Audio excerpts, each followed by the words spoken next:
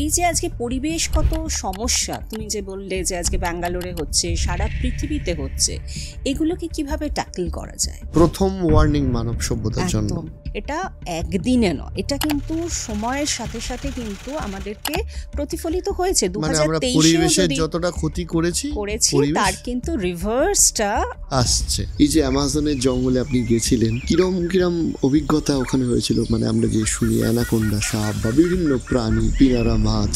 পরিবেশের কাজ করতে গিয়ে কিন্তু হুমকিও শুনতে হয়। আচ্ছা, শোনা গেল যে এটা নিয়ে কিন্তু কথা বললে পরে মানে অপেক্ষা করছে আপনার জন্য বিপদ।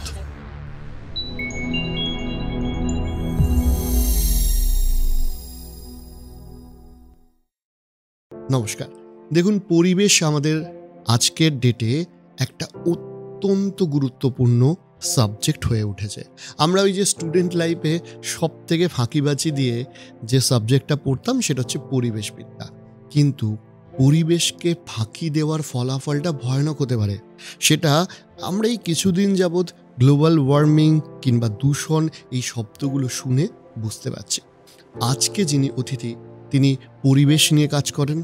ইউনেস্কো থেকে তিনি স্কলারশিপ পেয়েছেন। পৃথিবীর বিভিন্ন দেশ, এমনকি ব্রাজিলের অ্যামাজনের জঙ্গলে গিয়েও তিনি পরিবেশ নিয়ে কিন্তু গবেষণা করেছেন। তার একটা গোটা পৃথিবী জোড়া এক্সপিরিয়েন্স রয়েছে। তিনি ডক্টর স্বাতী নন্দী চক্রবর্তী। আমরা তার থেকে আজকে একটু পরিবেশের গল্প শুনব। তবে এপিসোড শুরু করার আগে আপনাদের যেটা বলতে চাই, আমাদের আজকের এই এপিসোডটি sponsor BG with info app. এই অ্যাপটি বাংলার অন্যতম এবং সম্ভবত সর্বপ্রথম অ্যাপ, যেখানে আপনি ডেডিকেটেডলি বাংলা স্টক মার্কেট এবং বিজনেসের নিউজ পড়তে পারবেন, সেটাও একটা টাকা খরচা না করে এবং বিরক্তিকর বিজ্ঞাপন ছাড়া। তাই যারা বাংলায় ব্যবসা বাণিজ্য কিংবা স্টক মার্কেটের খবর পড়তে চান, তারা কিন্তু অবশ্যই এটা ইনস্টল করবেন। লিংক ডেসক্রিপশনে দেওয়া রয়েছে, সেখান থেকে আপনারা এই অ্যাপটি ইনস্টল করতে পারেন। এই যে অ্যামাজনের জঙ্গলে আপনি গেছিলেন, মানে কাজও করেছেন, নিশ্চয়ই ঘুরেওছেন, কিরম অভিজ্ঞতা ওখানে হয়েছিল? মানে আমরা যে শুনি অ্যানাকোন্ডা সাপ বা বিভিন্ন প্রাণী, পিনারা মাছ, তো এগুলো কিরকম কি আপনি দেখেছিলেন?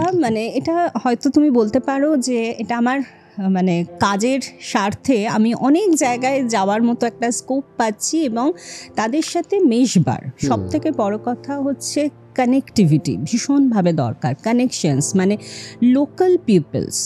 আজকে আমাজন বলতে আমরা শুধু একটা বিশাল বড় একটা রেন ফরেস্ট জানি, কিন্তু ওই রেন ফরেস্টের মধ্যে যে সমস্ত ট্রাইবালসরা আছে, যে সমস্ত বায়োডাইভার্সিটি আছে, সেটা তো বিশাল একটা বড় ব্যাপার। আজকে কিন্তু এই রেন ফরেস্টকে ঘিরে কিন্তু প্রচুর ইকোলজি ডেভেলপ করে। আজকে ঠিক সেরকম আমরা কিন্তু চেয়েছিলাম ওখানকার বেশ কিছু স্ন্যাপস নিতে, উইথ দেয়ার ওখানকার যে ট্রাইবালসরা আছে তাদের সাথে, কিন্তু সেটা অ্যালাউড হয়নি, কারণ ওখান থেকে কোনো রকমভাবে সেগুলো নেওয়া যায় না। এবার এই কাজটা করতে করতে আমি গেছিলাম, ধরো ব্রাজিলে যেমন গেছি, শ্রীলঙ্কার একটা একদম আউটস্কার্ট, শ্রীলঙ্কার পূর্ব দিকটা কলম্বোর দিকটা, কিন্তু এই পশ্চিম দিকটা সকলে যায়। আমি গেছিলাম পূর্ব দিকটা, যেখানে মানুষ খুব কম পৌঁছায়, সাউথ ইস্টার্ন ইউনিভার্সিটি সেই দিকে। এটা ঠিক জাফনার একটা জায়গা। এবং এই পরিবেশের কাজ করতে করতে আমি আরও একটা জিনিস যেটা আমি বুঝতে পারছি, যে প্রচুর পরিমাণে কিন্তু এনভায়রনমেন্ট রিফিউজি তৈরি হচ্ছে। আচ্ছা, কিরকম বিষয়টা? এই এনভায়রনমেন্ট রিফিউজি, এই ওয়ার্ডটা অনেকেই আমরা জানি না, যে জলবায়ু উদ্বাস্তু। আজকে আমাদের যখন পশ্চিমবঙ্গে কোনো ঘূর্ণিঝড় আসে, তখন আমরা বুঝতে পারি আমাদের সুন্দরবনের মানুষদেরকে কতটা কঠিন লড়াইয়ের মধ্যে পড়তে হয়, তাদের কিভাবে ঘরছাড়া হতে হয়। এবং এটা যদি ক্রমাগত প্রত্যেকটা বছর যদি আসতে থাকে, তাহলে আমাদের কোস্টাল সাইডসগুলো, আজকে শুধু সুন্দরবন কেন, আমি কিছুদিন আগে গেছিলাম বাংলাদেশের কোস্টাল সাইডস কিন্তু ভীষণভাবে এই ঘূর্ণিঝড় আক্রান্ত, কারণ পুরো বঙ্গোপসাগরীয় অঞ্চলটাই কিন্তু এখন এমন ভালনারেবল কন্ডিশনে আছে, এটা কিন্তু এখন সাংঘাতিকভাবে স্ট্রেস হয়ে আছে, মানে এখানেতে খুব ফ্রিকোয়েন্সি অফ যে সাইক্লোন এটা কিন্তু প্রচণ্ডভাবে বেড়েছে। এবং আমি তোমাকে একটা প্রতি বছর করে একটা করে আসছে, আমি তোমাকে একটা তথ্য দিই যে এই ডিউ টু এই রিজনে আজকে ইন্দোনেশিয়ার কিন্তু যে ক্যাপিটাল রাজধানী জাকার্তা সেটা এতটা নিচে নেমে গেছে, মানে 5 মিটার্স নিচে চলে গেছে জাকার্তা। সেই জন্য জাকার্তার যে ক্যাপিটালটাকে শিফট করানোর কথা, মানে এটা যে ভূপৃষ্ঠের যে লেভেলটা সেটা কিন্তু এই তারা যত ভূস্নায়ন হয়েছে, যত ওখানকার জলের লেভেল সি রাইজিং হয়েছে, কারণ আমরা জানি যে ইন্দোনেশিয়ার চারদিকে হচ্ছে সমুদ্র, এবং সেই রাজধানীকে তাকে পরিবর্তন করতে হচ্ছে। প্রথম ওয়ার্নিং মানব সভ্যতার জন্য। একদম, এটা কিন্তু মানে এটাই 2024-এরই 18ই আগস্ট হওয়ার কথা আছে। তারা চেষ্টা করছে, নয়নাতারা বলে একটা জায়গা আছে সেখানেতে এইটাকে শিফট করাতে, এবং সেখানেতে তারা আর একটা কালীমন্থন বলে ডিস্ট্রিক্টের মধ্যে ওই জায়গাটা সেখানে নিয়ে আসতে, এবং সেখানে বিভিন্ন টেকনোলজি, কারণ এক একটা জায়গার আমি বললাম কিছু লোকাল প্রবলেম আছে। মানে এই ইন্দোনেশিয়াতে প্রচণ্ড বৃষ্টি হয়, এই বৃষ্টিটাকেই কিন্তু তারা কোনোভাবে কন্ট্রোল করতে পারছে না। তারা সেখানে নতুন প্রযুক্তি ব্যবহার করছে, তারা সিলভার আয়োডাইড, আমরা জানি যে এখন এরকম ক্লাউড বার্স্টিং যেটাকে বলা হয়, তারা সেই ক্লাউড বার্স্টিং দিয়ে ওই কালীমন্থনে যে মানে জলীয় বাষ্পটা জমছে সেটাকে বৃষ্টিটাকে নামিয়ে নিচ্ছে, যাতে সেখানে অতিবৃষ্টি না হতে পারে। আমি সার্টেন মানে জলীয় বাষ্পটাকে পুরোটাকে কন্ট্রোল করে নিলাম।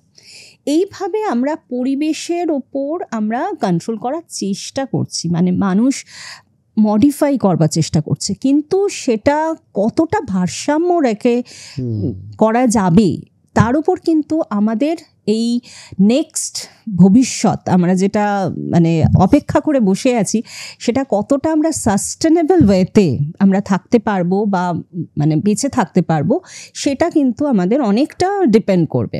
আজকে যেই শ্রীলঙ্কার কথা বলছিলাম, শ্রীলঙ্কার এই পূর্ব দিকটাতে কিন্তু জাফনার ওখানে প্রচুর মানুষ আজকে হয়ে যাচ্ছে জলবায়ু উদ্বাস্তু। তাদেরকে শুধু জলবায়ু উদ্বাস্তু না, ঠিক ওখান থেকে কিন্তু প্রচুরভাবে মানে এই জলবায়ু উদ্বাস্তুর যে জায়গা শেল্টারগুলো আছে সেখান থেকে কিন্তু মানুষদের মানে হিউম্যান ট্রাফিকিং হয়ে যাচ্ছে, ওম্যান ট্রাফিকিং হচ্ছে, এবং এর সাথে কিন্তু পরিবেশ রিলেটেড হয়ে যাচ্ছে। এই যে রিলেশনসটা কিন্তু ইট ইজ মানে একটা চিন্তার বিষয়। এটা কিন্তু বিভিন্ন জায়গায় আজকে প্রথমেই আমি যেমন বললাম যে সুন্দরবন যদি না থাকে তাহলে কি হবে, মানুষের জীবিকা পরিবর্তন হচ্ছে, মানুষের দেশের রাজধানী পরিবর্তন হচ্ছে, আজকে মানুষ মাইগ্রেট করে যাচ্ছে, সুতরাং পরিবেশের তো একটা নিশ্চয়ই গুরুত্ব আছে কোথাও। মানে এরপরে আরেকটা জিনিসে আসি, সেটা হচ্ছে অলরেডি আমরা ব্রাজিল নিয়ে কথা বলছিলাম, আপনার এই বাঙালিয়ানাটা নিয়ে ব্রাজিলে একটা ব্যাপার ঘটেছিল, আপনি বলছিলেন, এটা একটু দর্শকদের সাথে এটা ভীষণ মজার একটা কথা।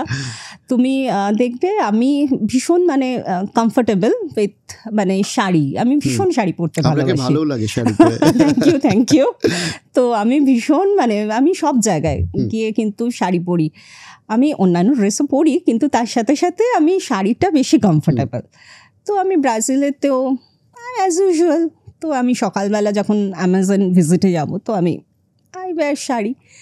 তো আমি যখন নেমেছি আমি তো যাব, আমি দেখছি লিস্টে আমার নাম নেই, নামটা কোথায় বাদ চলে গেছে। আমি বলছি যে কি হলো, কি প্রবলেমটা হলো।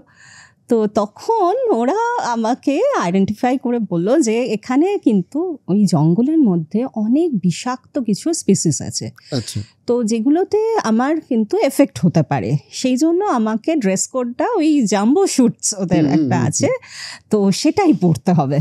তো আমি ক্যারি করেছিলাম, বাট ইট ইজ ম্যান্ডেটরি, আমার কাছে কোনো আইডিয়া ছিল না। সেই জন্য আমি মানে যে পরিবেশের কাজ করতে গিয়েও যে এই জায়গাগুলোকেও মাথায় রাখতে হয়, মানে বহু জায়গায় মানে আজকে এটা তো একটা মজার ঘটনা বললাম, আমি আর একটা এমনিও ঘটনা তোমাকে শেয়ার করতে পারি যে পরিবেশের কাজ করতে গিয়ে কিন্তু হুমকিও শুনতে হয়। আচ্ছা, কারণ আজকে এই যে আমি বললাম যে ওয়েটল্যান্ড, বিভিন্ন জায়গায় যে ওয়েটল্যান্ড মিন্স জলাভূমি। জলাভূমি নিয়ে কাজ করতে গিয়ে আমি দেখেছি যে জলাভূমিতে এমন কিছু কাজ হয়, যেমন ধরো তোমার বেসিক্যালি জলাভূমির মধ্যে এই ধরনের স্ট্যান্ড লাইট লাগানো থাকে, এবং মানে স্ট্যান্ডিং লাইট দিয়ে সেখানেতে ওপরেতে ফ্লেক্সের মতো লাগিয়ে দেওয়া হচ্ছে, যেগুলো আর কি মার্কেটিং পারপাসে ইউজ হচ্ছে। এবং সেই নিচেতে সেই জলাভূমির যে ওই লাইটটার যে জেনারেটরটা চলছে লাইটটা জ্বলার জন্য, সেই অয়েলটা এসে ওই জলটাকে নষ্ট করছে। তো এটা নিয়ে এটা আমি একটা রিজন বললাম। এছাড়া বহু কারণে বহু জায়গায় তো লড়াই তো থাকেই। তো কোথাও জলাভূমি বুঝিয়ে দেওয়া হচ্ছে, কনস্ট্রাকশনস রিলেটেড ইস্যুস, কোথাও ওয়াটার মানে এই যে আমি বললাম যে বিভিন্ন জায়গায় আজকে হাওড়ার মতো বহু জায়গা আছে, সেখানে কিন্তু বহু জলাভূমি আছে, হয়তো রামসার সাইটের মতো ইম্পর্টেন্স খুব মানে ইন্টারন্যাশনাল ইম্পর্টেন্স না হলেও লোকাল ইম্পর্টেন্স কিন্তু আছে। তো সেই জলাভূমিগুলো নষ্ট হচ্ছে। তো সেখানে প্রতিবাদ করতে গেলে কখনো কখনো কিন্তু হুমকি আসে, ফোনেতে কিন্তু শুনতে হয়। পরিবেশ বাঁচাতে গিয়ে আপনাকে কিরকম হুমকির মুখে পড়তে হয়েছে? সাংঘাতিক। সেই রকমই আমি একটা গল্প বলছি যে একদিন হঠাৎ করে ফোনেতে শোনা গেল যে এটা নিয়ে কিন্তু কথা বললে পরে মানে অপেক্ষা করছে আপনার জন্য কি সেটা বিপদ, সেটা আপনি নিশ্চয়ই বুঝতে পারছেন।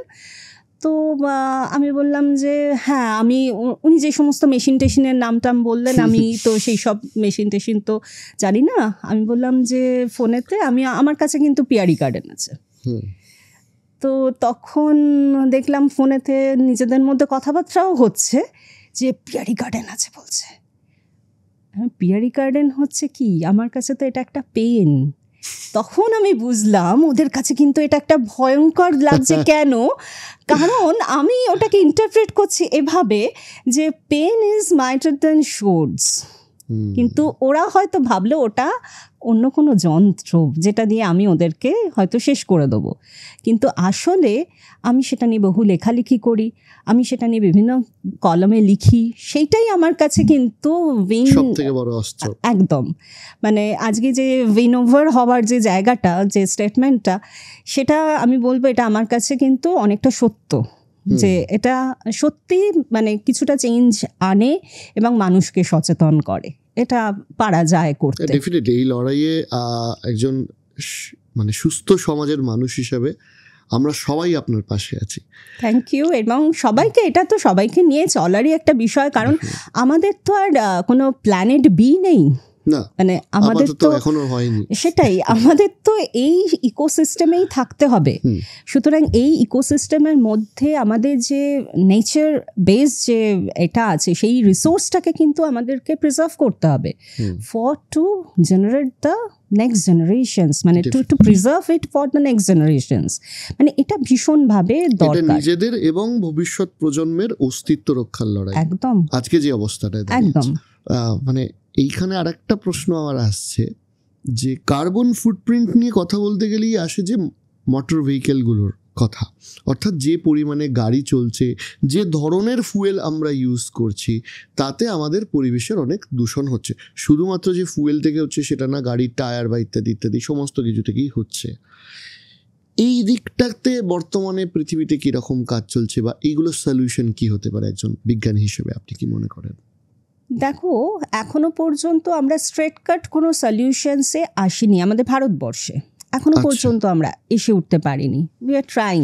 মানে এই 20% to 20% ব্লেন্ডিং নিয়ে আমাদের বহু পলিসি তৈরি হয়েছিল। আমরা বায়োফুয়েলস রেট্রোফাসিটস থেকে আমরা আনবার চেষ্টা করেছিলাম, আমরা ইথানল থেকেও আমরা কাজ করতে শুরু করেছিলাম, but still this not being implemented.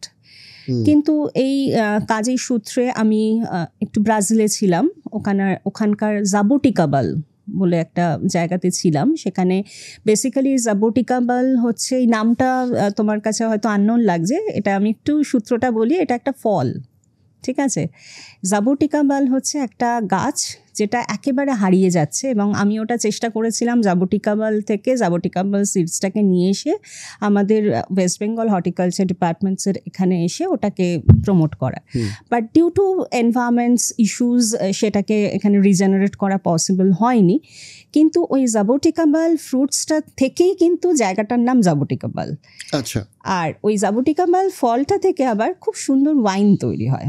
আচ্ছা। ভীষণ মানে ওটা ওখানকার আর কি একটা মেন জিনিস। আমরা জেনারেলি জানি গ্রেপস থেকে তৈরি হয় ওয়াইন, কিন্তু ওই জাবটিকাবাল থেকে লোকাল পিপলরা, ওখানকার যে ট্রাইবালসরা, তারা কিন্তু এই ওয়াইনটাকে তৈরি করে।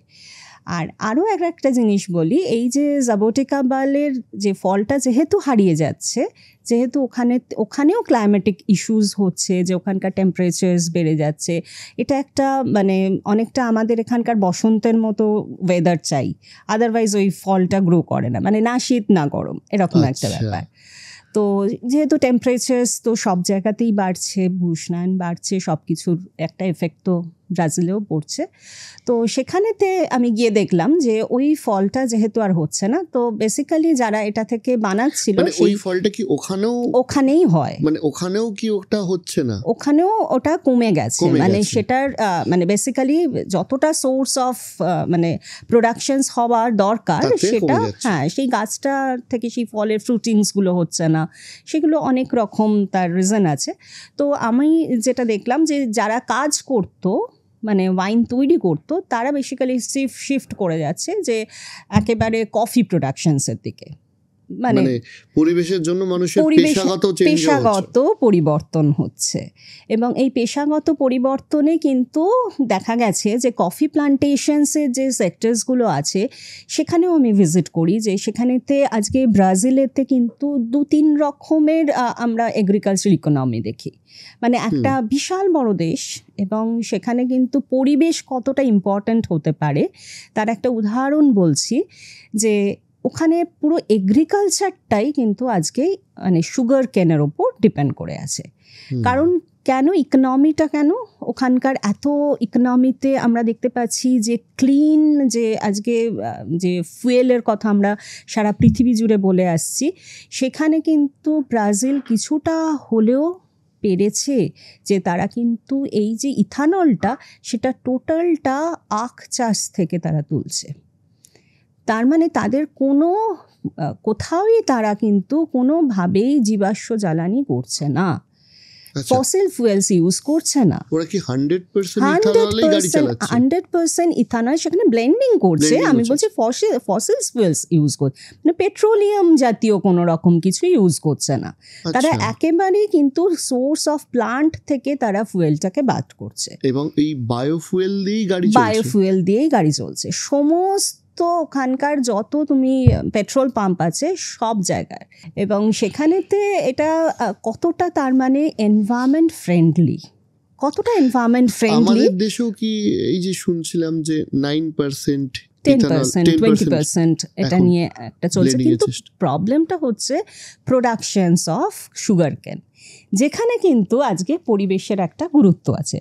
আমি তোমাকে কিছুক্ষণ আগে বলছিলাম যে এখানে মানে পুরো ইকোনমিটা যেহেতু এই মানে ফুয়েলসের ওপর ডিপেন্ড করে আছে, যে কী ধরনের জ্বালানি তারা ব্যবহার করছে, তাদের সমস্ত গাড়ি, সমস্ত মেশিন, সমস্ত কলকারখানা থেকে শুরু করে যত ইন্ডাস্ট্রি আছে, all are depends on this. তারা সোলার ইউজ করছে, তারা এটা ইউজ করছে, এবং সেখানেতে দেখা যাচ্ছে যে সমস্ত lab, every point of actions কিন্তু তারা কাজ করছে যে কীভাবে সুগার কেনকে বাঁচিয়ে রাখা যায়। আচ্ছা, আজকে পরিবেশ কিন্তু শুধু ভারতবর্ষে এফেক্ট করছে তা নয়, সারা পৃথিবীতে এটা এফেক্ট করেছে। ব্রাজিলেতে কিন্তু আজকে আমি যখন পৌঁছই তখন গিয়ে দেখি আমাজন কিন্তু মানে আমাজন নেই, শেষ হয়ে গেছে।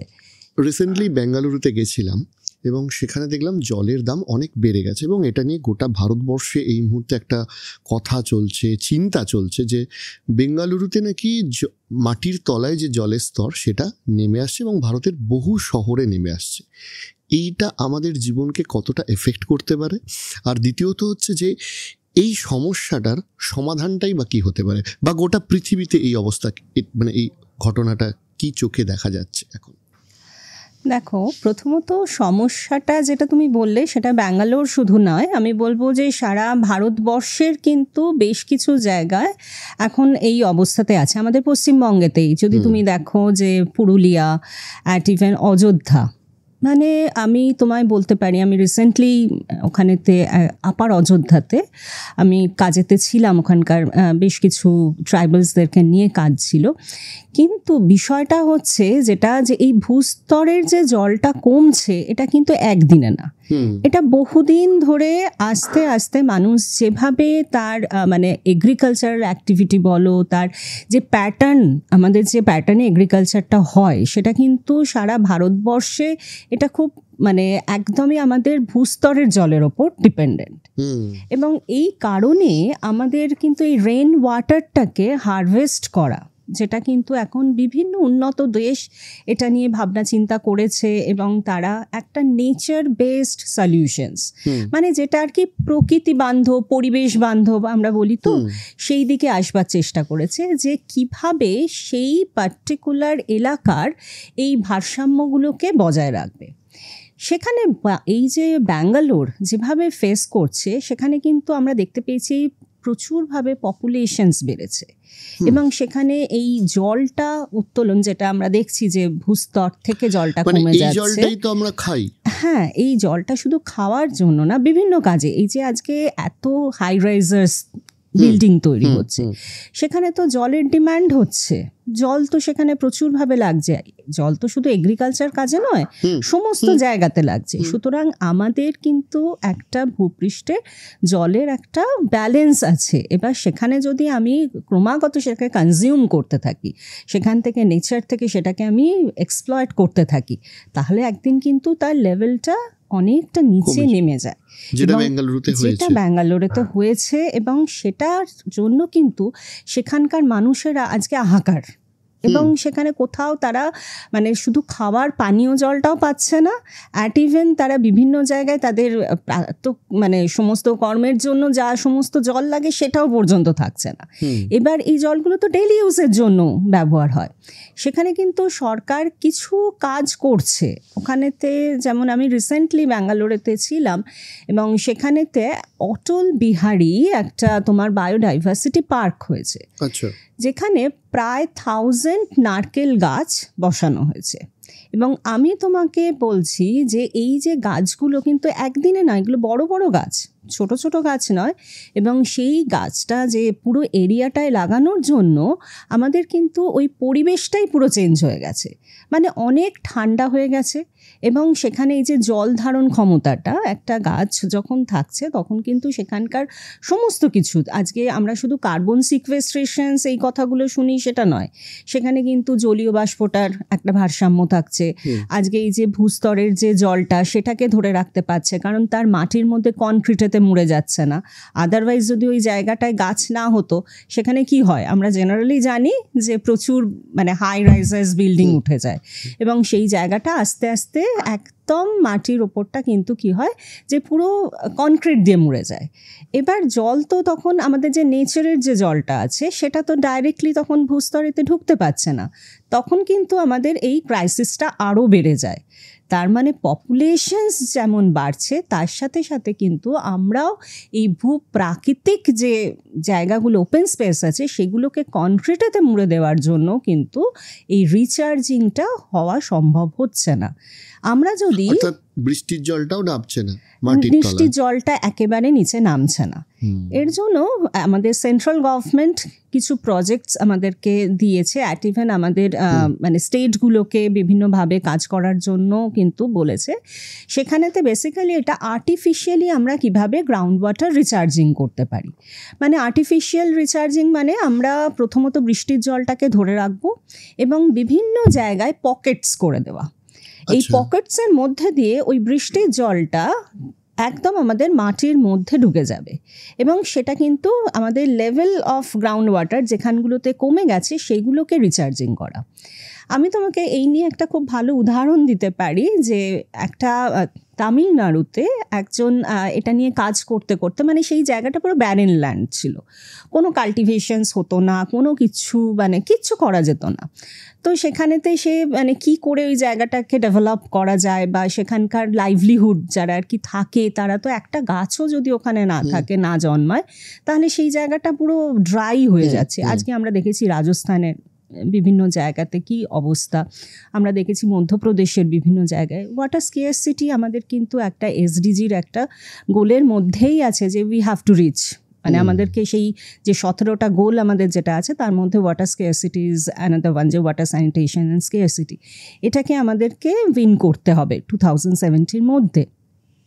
কিন্তু ওইখানে যে প্রজেক্টটার এটা আমার খুব ভালো লাগলো, সেটা হচ্ছে যে আমাদের বিভিন্ন ওপেন স্পেস পড়ে থাকে, আমরা যদি সেই জায়গাটাতে বিভিন্নভাবে মানে আমরা মাটিটাকে খুঁড়ে দিতে পারি, মানে জাস্ট গর্তের মতো করে দেওয়া, হ্যাঁ, তাহলে কি হচ্ছে সেখানেতে এই ওয়াটারটা আমাদের কিছুটা পর্যন্ত ঢোকবার মতো স্পেস পাচ্ছে, মানে ছোট ছোট ডোবা মতো করে দেওয়া, যেটাকে ইন আনাদার ওয়ার্ডস আমরা দেখছি যে মানে জল ভরো, জল এ করার যে প্রজেক্টগুলো আমাদেরকে দেওয়া হচ্ছে ওয়েস্ট বেঙ্গল গভর্নমেন্টে, এটা একটা ন্যাচারাল ওয়েতে, মানে যে তোমাকে বিশাল বড় একটা মানে পুকুরে খুঁড়তে হবে এরকম কোনো ব্যাপার না, তুমি বিভিন্ন জায়গায় যদি এইভাবে খুঁড়ে দাও, তাহলে কি হচ্ছে, মানে ওপেন স্পেস বলছি, রাস্তার মধ্যে বলছি না কিন্তু, তাহলে কিন্তু নেচারের এই যে বৃষ্টি যখন পড়ছে সেটা অলরেডি ওই মাটির মধ্যে থেকে বিভিন্ন স্তরেতে সেটা ঢুকে যাচ্ছে, এবং অটোমেটিক্যালি ওখানে কিন্তু গাছ লাগাতে হচ্ছে না।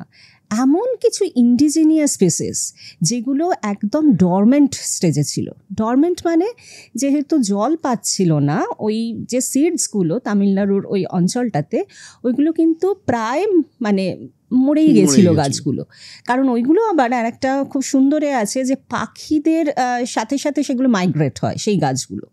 ঠিক এই বিষয়টা কীরকম যে পাখি মুখে করে ওই বীজগুলো খেত, এবং তাদের যে মানে এর সাথে মানে টোটাল ওয়েস্টের সাথে সেটা আমাদের এনভায়রনমেন্টে এসে পড়তো, এবং সেটা ওই ডরমেন্ট স্টেজেতে যেহেতু তখন জল পেত না, সেটা মাটির সাথে মিশে বহুদিন ছিল।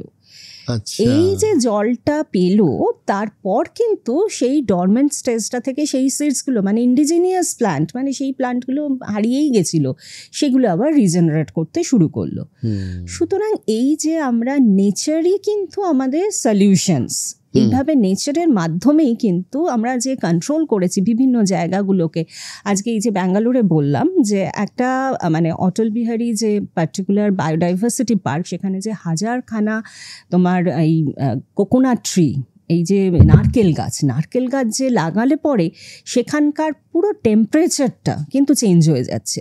তুমি এটা লক্ষ্য করবে যে যদি ধরো তুমি কখনো মানে কোনো একটা গাছের তলায় গিয়ে বসো, মানে আমরা সাধারণত কিন্তু গাছের তলাতে আমরা দেখি যে আমরা খুব আরাম বোধ করি, যে একটা শীতল হাওয়া দিচ্ছে, বেশ একটা কুলিং এফেক্ট থাকছে, সেটা কিন্তু আমাদের এসির থেকে অনেক বেশি ভালো।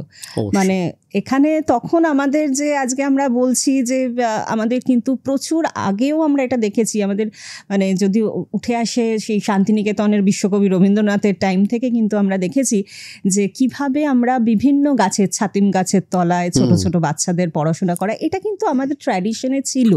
কিন্তু আমরা ভারতবর্ষের মানে বহু যুগ আগে সম্রাট অশোক একদম পথিকদের জন্য একদম এই যে আমাদের বড় গাছকে যে বাঁচিয়ে রাখা বা এই যে নতুন যে প্রজেক্টসগুলোকে নেওয়া হচ্ছে, সেগুলো সবই কিন্তু আমাদের নেচার বেসড সলিউশনসের কথা বলছে।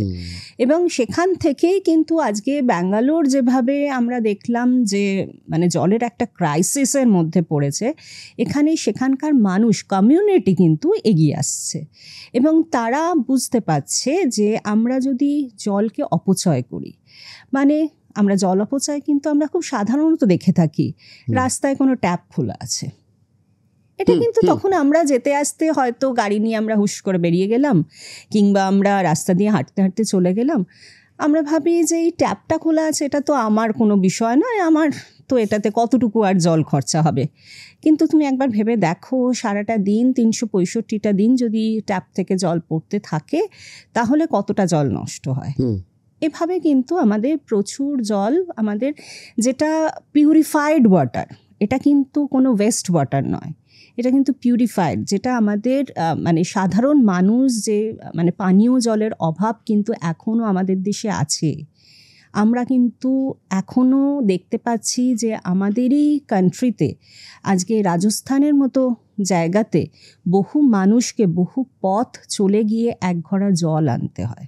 সুতরাং জলের ক্রাইসিস, আমাদের জলের প্রাচুর্যের মধ্যে কিন্তু আমরা নেই। আমরা জানি যে এখানে আমরা এটাকে ডিফাইন করি বিষ্ণু উষ্ণায়ন, গ্লোবাল ওয়ার্মিং, এই ধরনের আমরা কিছু ওয়ার্ডকে আমরা নিশ্চয়ই বলি, সেগুলোর গুরুত্ব তো আজকে আমরা দেখেছি যে বিভিন্ন জায়গায় টেম্পারেচার বেড়েছে, সেখান থেকে কিন্তু আজকে পরিবেশের এই তারতম্যগুলো এসেছে। এবং যেখানে যেখানে আজকে জলের লেভেল কমেছে সেখানে কিন্তু হেভি মেটাল, এটা আমি একটা তথ্য দিয়ে রাখি, ভারী ধাতব মৌল, আজকে দেখবে আর্সেনিক, কত মানুষ গ্রাম বাংলার মানুষে কিন্তু আজকে আর্সেনিকের প্রভাবে পড়ছে। তারা কিন্তু ফেরাস মানে আমরা বিভিন্ন জায়গায় দেখতে পাচ্ছি যে কারণ আমাদের মাটির তলায় যখন জলটা নেমে যাচ্ছে সেখানে অনেক রকমের ভারী ধাতব মৌল থেকে থাকছে, সেগুলো জলের স্তর থেকে উঠে আসছে। তার মানে জলটা তখন দেখতে পাই আইদার লাল একটা জল বেরোচ্ছে। অনেক সময় কাজ করতে গিয়ে, স্যাম্পলিং করতে গিয়ে, বহু জায়গায় ঘুরতে গিয়ে আমরা দেখতেই পাই যে কাজ করার সূত্রে যে সেখানকার জল হয়তো স্যাম্পল হিসেবে নেব, সেখানে পুরো জলটাই হচ্ছে লাল এবং কোথাও কোথাও জলটা একেবারে কালো। সুতরাং এগুলো কিন্তু আমাদের মানে বিভিন্ন কাজের মাধ্যমেই, এটা কিন্তু ন্যাচারাল নয়, এখানে এমন কোনোভাবে সোর্সের মাধ্যমেই কিন্তু সেই জলটা এমনভাবে এসেছে সেখানে ভারী ধাতব মৌলগুলো মিশছে। সুতরাং একটা জল, যে জলটা কিন্তু আমাদের পরিশ্রুত জল পাওয়ার একটা, আমাদের এটা একটা পরিবেশের এটা একটা অধিকার, কারণ আমাদের শুধু পরিশ্রুত জল না, পরিশ্রুত আমাদের বাতাস, এখন কিন্তু এগুলো আমাদের সব কিছুই কিন্তু আমাদের পরিবেশের ক্ষেত্রে এটা একটা অধিকারের মধ্যে এসে দাঁড়িয়েছে। সেখান থেকে আমরা দেখতে পাচ্ছি যে এই যে আমাদের অ্যানথ্রোপোজেনিক স্ট্রেসগুলো বলো বা আমাদের যে বিভিন্ন ইন্ডাস্ট্রির যে ওয়েস্টগুলো বলো, সেগুলো যখন এ ধরনের ওয়েটল্যান্ড, মানে এই ওয়েটল্যান্ডটা কিন্তু ইস্ট কলকাতা ওয়েটল্যান্ড, এটা কিন্তু একটা রামসার সাইট। এটা 1972 সালে এই ইস্ট কলকাতা ওয়েটল্যান্ড কিন্তু আমাদের রামসার যে আমাদের কনভেনশনটা হয়েছিল, এটা ইরানে একটা সিটি আছে রামসার, সেখানে সমস্ত দেশ পার্টিসিপেট করে এবং ভারতবর্ষ পার্টিসিপেট করে। সেখানেতে এটাই একটা এজেন্ডা ছিল যে এই যে আজকে পরিবেশগত সমস্যা তুমি যে বললে যে আজকে ব্যাঙ্গালোরে হচ্ছে, সারা পৃথিবীতে হচ্ছে, এগুলোকে কিভাবে ট্যাকল করা যায়। এবং এই ট্যাকল করার জন্যই কিন্তু সবাই, যে সমস্ত দেশ পার্টিসিপেটেড দেশরা যারা ছিল, তারা চেয়েছিল যে সেখানেতে তাদের যে এই ধরনের ওয়েটল্যান্ডসগুলো আছে সেগুলোকে তারা কনজার্ভ করবে, সেটাকে বাঁচিয়ে রাখা। আমি আপনাকে এবার জিজ্ঞাসা করব একটু অন্যরকম, মানে অনেকক্ষণ আমরা পরিবেশ নিয়ে কথা বলছি, তাহলে আপনার পরিবেশ নিয়ে আগ্রহটা কিভাবে শুরু হলো?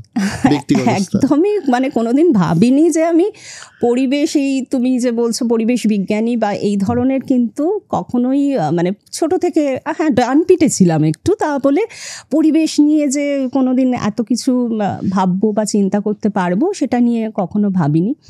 তবে পড়াশোনার শুরু থেকেই আমার বায়োটেকনোলজি এই ধরনের সাবজেক্টস নিয়ে আমি কাজকর্ম করি এবং এনভায়রনমেন্ট বায়োটেকনোলজি হচ্ছে আমার বেসিক্যালি মেন ফোকাস এরিয়া ছিল আমার। যে কোনো আমি যখনই রিসার্চের দিকে গেছি বা যে কোনো গবেষণার কাজ করি, সেখানে আমি এনভায়রনমেন্টের কিছু সলিউশনসের দিকে আমি সবসময় যাওয়ার চেষ্টা করি। এবং এখানে কিন্তু আমি বলবো যে আমার কাছে কিছু মানে মানুষের একটা প্রভাব আছে। সেখানে তুমি বলতে পারো আজকে রাচেল কারসন। আচ্ছা, রাচেল কারসন কিন্তু আমার কাছে মানে ভীষণ একজন আইডিয়াল মানুষ, যিনি প্রথম এই এনভায়রনমেন্ট মুভমেন্টটাকে কিন্তু মডার্ন এনভায়রনমেন্ট মুভমেন্ট, ওনার একটা বিখ্যাত বই, রাচেল কারসন কিন্তু বেসিক্যালি উনি ছিলেন মেরিন বায়োলজিস্ট। তো উনি এনভায়রনমেন্ট মুভমেন্টটাকে ফার্স্ট আমাদের কাছে চিন্তা ভাবনা করান একটা বই, দ্য সাইলেন্ট স্প্রিং। আচ্ছা, এই দ্য সাইলেন্ট স্প্রিং এই বইটার উনি লেখেন যে এই যে ডিডিটি, আমরা যে পেস্টিসাইডস ইউজ করছি, তাতে কতটা ক্ষতি হচ্ছে, তাতে কত পাখি মারা যাচ্ছে।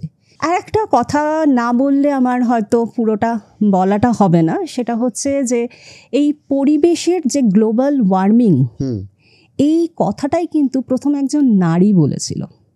আচ্ছা, মানে বিশ্ব উষ্ণায়ন বা ভূ উষ্ণায়ন, এই ধারণাটা যিনি বলেছিলেন তার নাম কিন্তু উঠেই আসেনি। মানে ইউনিস নিউটন ফুটে, ইনাকে কখনো সামনে কোনো বইতে কোথাও আমরা খুঁজে পাই না।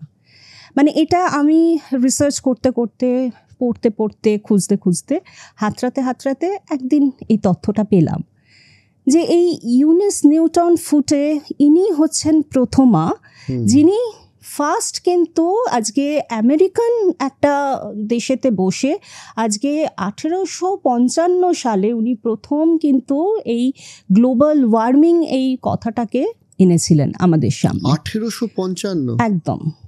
এবং উনি কিন্তু প্রথম যে আমাকে ইন্সপায়ারও করেছে এই পরিবেশ নিয়ে বিভিন্নভাবে। আজকে যদি তুমি বলো যে সেখানে বাঙালিও অবশ্যই আছেন, আনন্দমোহন চক্রবর্তী, উনি কিন্তু অয়েল স্পিলেজ নিয়ে কাজ করেছেন এবং এটা আমার কাজের একটা মানে ভীষণ ইন্টারেস্টিং এরিয়া। যে আমরা জানি যে অয়েল স্পিলেজ ব্যাপারটা খুব খুব একটা মানে অদ্ভুত যে মাইক্রোবিয়াল নেচার্সের একটা বিষয়, যেখানে আমরা দেখি যে এই পুরো সমুদ্রের মধ্যে যদি অয়েল কখনো পড়ে যায়, তেল যদি পড়ে যায়, একটা মাইক্রো অর্গানিজম সেই সিউডোমোনাস পিটিউডিয়া তার জেনেটিক অল্টারেশনসের থ্রু দিয়ে কিন্তু সেইটাকে পুরো এনগালফ করে নেয়। মানে এটা একটা নেচার সোর্স আমরা ইউজ করতে পারি যেভাবে অয়েলটাকে ক্লিন আপ করা। উনি প্রথম বাঙালি যে কিন্তু এই জেনেটিক্যালি ইঞ্জিনিয়ার্ড কাজটাকে করে এই মাইক্রো অর্গানিজমসটাকে নিয়ে পেটেন্ট করতে যান, এবং তখন কিন্তু এটাকে পেটেন্ট করতে দেওয়া হয়নি এবং সেটাকে নিয়ে প্রচুর কন্ট্রোভার্সিস হয় এবং সেটাকে ডায়মন্ড ভার্সেস চক্রবর্তী কন্ট্রোভার্সিস বলা হয়।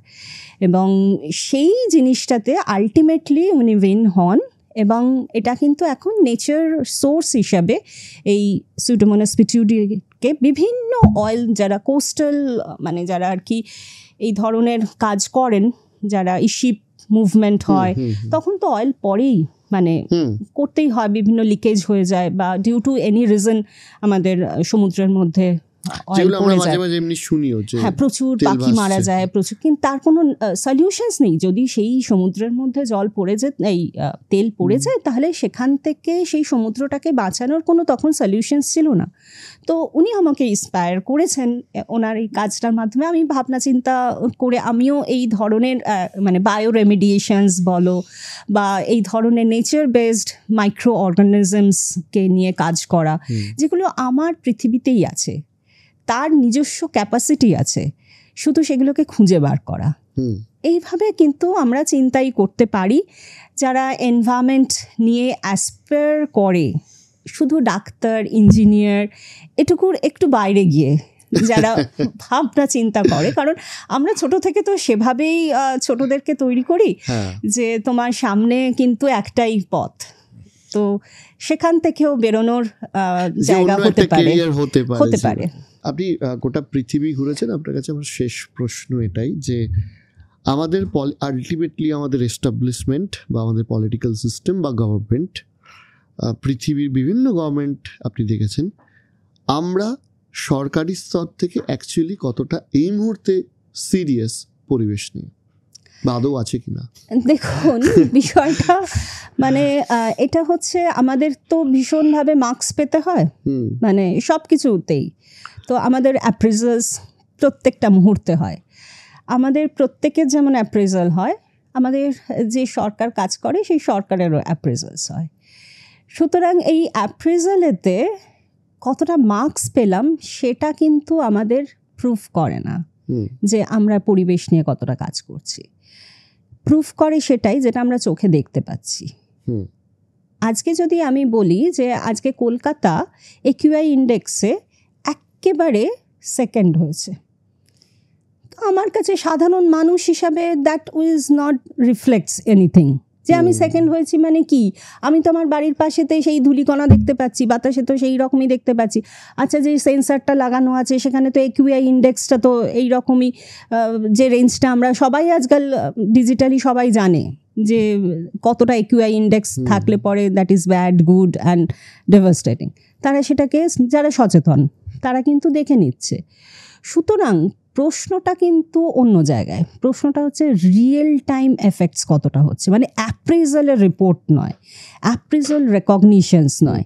যেটা দরকার হচ্ছে আমরা কতটা রুট লেভেলে কাজ করে আমরা নিজেদেরকে বাঁচাতে পারছি, সেটা তো আমাদের কাছে মানে চরম তার পরীক্ষার যে রেজাল্ট সেটা তো আমাদের কাছে রিপোর্টেড হচ্ছেই।